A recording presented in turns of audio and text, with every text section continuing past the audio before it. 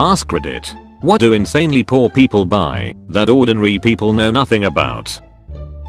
Lots of school systems do free lunches for kids under 18 during the summer. When I was a kid, I remember my dad taking us to get lunch at the school, then go play disc golf, soccer, or do something else free and fun. It was a blast, and I had no clue it was because we were poor. Dollar theaters, and sometimes they have a free afternoon/evening show for kids with the purchase of a parent ticket. Many movies were seen by the three of us for $4 with a shared popcorn and coke.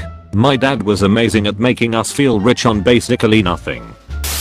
I had to move out on my own when I was 17. I had no money at all and drove an old clunker Camry. I got a flat tire to match the flat spare in the trunk. I went to the discount tire on the east side of Indianapolis, where I was living, to see if they could patch it. When they got it on the rack, they said that belts were showing around the tire, in fact, all of the tires, and I would have to replace all 4 tires. I thanked them, went outside, sat in my car and started crying. The manager came out and knocked on the window. He said that he had a set of tires that would fit my wheels that someone left when they got new tires. I told him thanks, but didn't have any money. He told me not to worry about it, and when I graduate, to come back and buy my tires from them. I have been both very poor and very comfortable. A lot of very true statements already posted here, but here's what I have noticed. When you are broke, you can't plan ahead, or shop sales, or buy in bulk. Poor people wait to buy something until they absolutely need it, so they have to pay whatever the going price is at that moment. If 10 packs of paper towels are on sale for half price, that's great, but you can only afford 1 roll anyway. In this way, poor people actually pay more than others for common staple goods. Edit. Holy cats. Thank you for the gold. My office only has a unisex bathroom, so it has the facilities for men and women. Naturally, there's a tampon machine, and tampons are only 5 cents. Once a month I'll work late, get a roll of nickels and fill up a grocery sack with tampons for my wife. You can get new car parts from the junkyard for virtually nothing, with added discounts, if you remove them from the junkers yourself. I had a 12-year-old car in college, and when it blew a tire, I went to the junkyard and found a decent set of tires. Bought all 4 for $70, which reduced my food budget to $16 for the next 2 weeks. Some lady in the grocery store saw me with a calculator trying to figure out how much ramen I could buy with $16 and handed me a $20. It made me cry. I'm glad I'm not poor anymore. But I'll always remember that lady.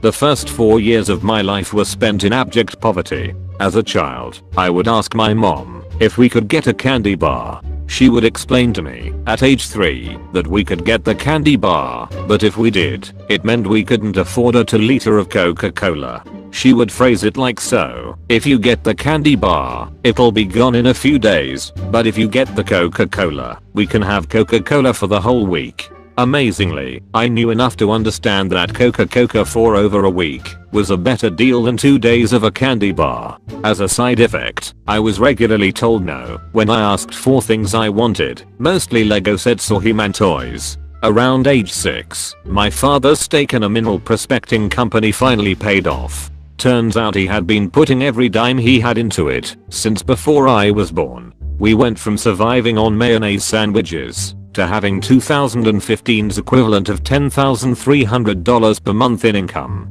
My little sister was around 2 or so at this time, and she was getting everything she wanted. For the first 6 years of my life, I had learned that asking for things I wanted would always end with a no, so I never asked for anything. My parents weren't able to put it together until my grandmother got very sick and came to live with us. The whole family was out shopping, and my grandmother knew I loved Legos, but I didn't ask for a set of them. Meanwhile, my little sister had a Barbie doll and a My Little Pony in each hand. She stopped and asked me, "Ratherdin, you don't want a Lego set? Mommy and Daddy always tell me no, Grandma. We can't afford them." I have only a very vague memory of this, but before she died, my grandmother told me this story and said that my mom broke down in tears in the middle of the store, sobbing.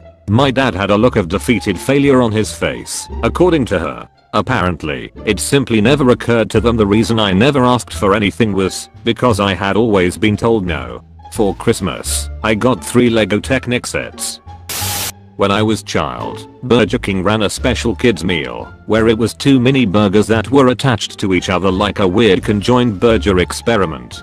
Sometimes we would go. My dinner was 1.5 of the mini burgers, my mom's dinner was the half I didn't eat, and she would fill up on the free refills of soda. My mom would buy a small personal pizza for my brother on special occasions like if he did really well on a test at school or something. Even though it was only like $2, she couldn't afford anything for herself, so she would eat his leftover crust. She told me he would always tell her, "Mommy, are you hungry? Go buy one just for you," and she would just say, "No, I'm not hungry, I only want a little snack." She only just told me this a few years ago, and I was shocked, because by the time I came along my dad had gotten a good job and we lived just like anyone else. I had no idea that my older brother grew up like that. It's not the things we bought. I grew up in a level of poverty in the entire 1980s and some of the 1990s that modern politicians will swear to you doesn't occur in modern America. After all, we have food stamps and welfare, and anyone still poor after that is obviously just a lazy ducking addict bum. It's not the things we bought. We lived on powdered milk and rice and ramen, and before that, those old 1-ton soup packets that I just realized don't exist anymore, and goved cheese. Tuna can after tuna can.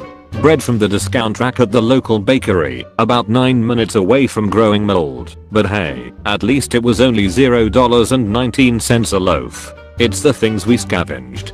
Hauling food out of the dumpster at 7 to 11 because they threw away piles of chip bags that were a day over their expiration. Manager caught us one day. They apparently told the employees to stab a hole in each chip bag after that. NBD, we just had to sniff each bag to make sure nothing was contaminated.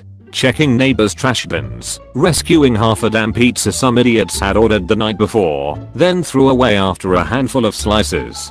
Hauling in furniture from alleyways. My littlest sibling, my sister, received a twin bed mattress that had a grotesque brown stain on it. Looked like someone had a gallon of wet feces onto it. No F given. We scrubbed that ducker with bleach over and over, and she slept on it for years. And then there were times when the welfare checks or food stamps didn't arrive, and the trash bins were not producing food. I grew up in a fairly rural area. When that happened, I know that in winter, gray squirrel tastes ducking gross. Sure, people from the south can claim that their brown and red squirrels are delicious, but I would rather eat chat of a pig's ass than eat another bite of goddamn squirrel meat, or jackrabbit, or goddamn dandelion greens. I guess I'm just saying that it's not what insanely poor people buy. Since they are insanely poor, they can't ducking afford to buy anything. You can keep the electricity and rent paid, or you can, nope, there is not other choice.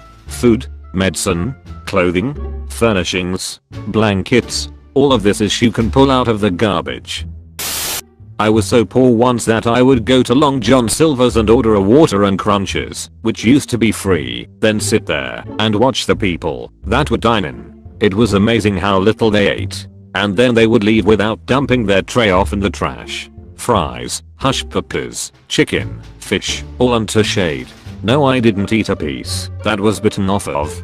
I once saw a woman order a 2-piece fish and more for her kid that ate one hush puppy and a few fries and then left the rest of it there. It was the best I had eaten in weeks. Glad that's behind me now. Powdered milk. I once worked in a call center and an old lady called almost in tears that cable went up by $1.50. Her line that she repeated more than once was that she couldn't afford fresh milk and had to buy powdered milk. Unless it's due to a lack of refrigeration available or some sort of allergy, only the very poor would buy powdered over fresh milk. I knew a guy that would go to a livestock feed store and buy antibiotics and some other meds there that were meant for farm animals when he got sick. There was another med he'd get at pet stores too. He'd just cut the pills into smaller pieces to try to guess what the proper milligram amount was. It's apparently crazy cheap for certain meds and doesn't require a prescription or gut oversight like it would at a normal pharmacy.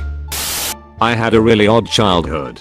Until age 9 my family would have been classed as upper middle class. Then my father left and my mum went bat-s crazy. From 9 to 18 we were dirt poor. I remember being 10 years old and our weekly treat was to go to the Little Woods Cafe. I think they went bust and they did a 99p 5-piece breakfast. We shared that among my mum, brother, sister, and me. One of us got the extra item. We'd take turns. As an adult I have made sure my children will never know poverty because of excellent memories like that. Nothing motivates you more than memories of fighting over a solitary sausage.